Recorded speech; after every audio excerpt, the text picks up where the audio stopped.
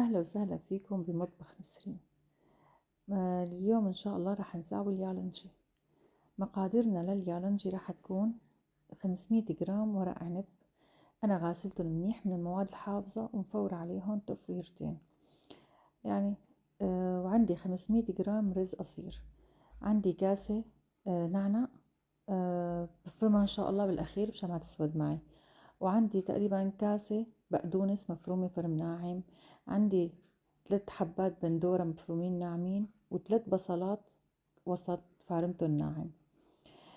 معلقة كبيرة نعناع يابس ومعلقة صغيرة قهوة عربية بتعطي طعم كتير طيب لليالنجي.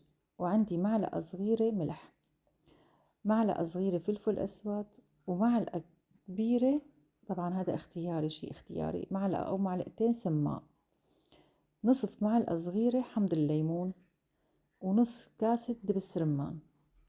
لا تنسوا كمان كاسة ونص تقريبا زيت زيتون.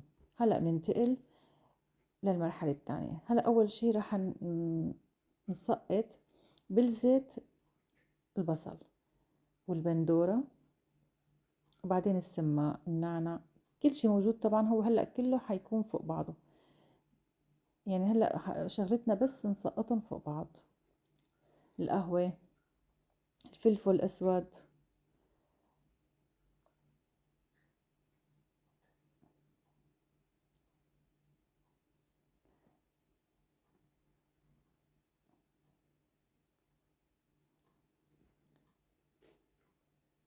وهلأ رح سقط الرز.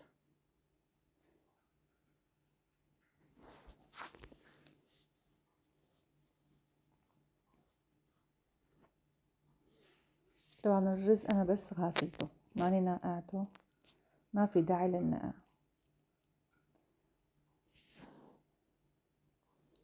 دبس رمان نصف كاسة.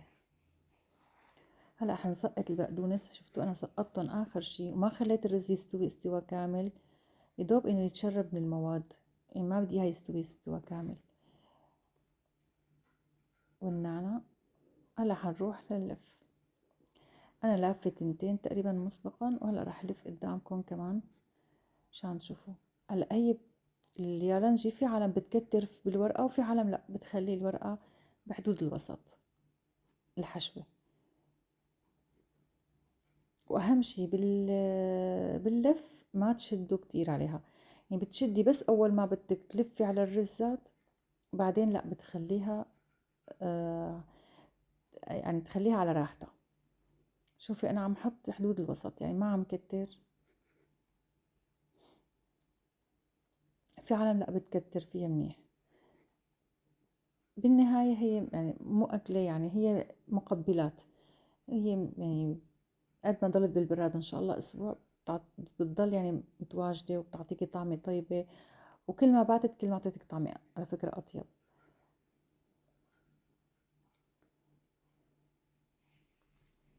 والأحسن باليالنجي تكون الورقة شوي كبيرة، يعني ما في داعي تكون مثل ورقة العنب. هلا أنا راح أحطهم صفطهم بالطنجرة. هلا أنا ضايفة من عندي طبعا بطاطا وجزر وشرايح الليمون، كله عبارة عن شرايح وسط، ما كتير ترفعوها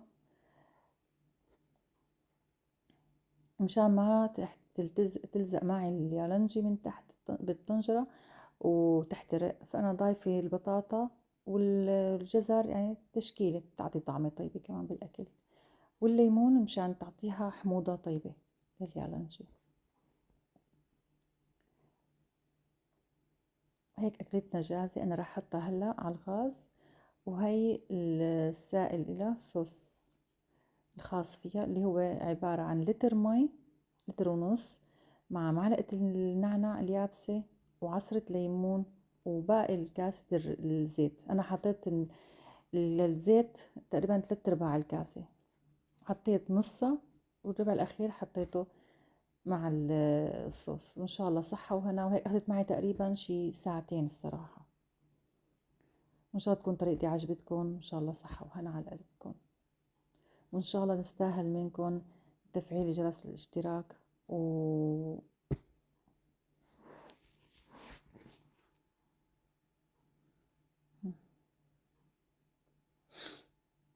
اوكي.